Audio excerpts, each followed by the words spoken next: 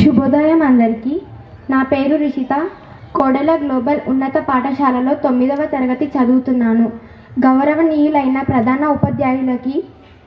ఉపాధ్యాయుల బృందానికి, నా తోటి విద్యార్థులకి హృదయపూర్వక నమస్కారాలు తెలుపుతున్నాను.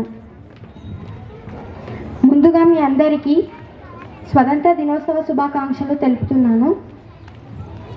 వ్యాపారం పేరుతో మన దేశానికి బ్రిటిష్ వారు అడుగుపెట్టారు. మన భారతీయుల అమాయకత్వాన్ని ఆసరగా తీసుకొని మనల్ని బానిసలుగా చేసుకున్నారు. మనకి స్వతంత్రం రాలేదని బాధతో ఎంతోమంది స్వతంత్ర సమరయోధులు పోరాడారు. వారిలో ముఖ్యంగా గాంధీజీ, జవహర్లాల్ నెహ్రూ, సర్దార్ వల్లభాయ్ పటేల్, అల్లూరి సీతారామరాజు, రాణి లక్ష్మీబాయి, టంగుటూరి ప్రకాశం పంతులు మొదలైన ఎంతోమంది స్వతంత్ర సమరయోధులు ఉన్నారు. వారిలో ముఖ్యంగా గాంధీ తాత, శాంతి, సత్యం మొదలైన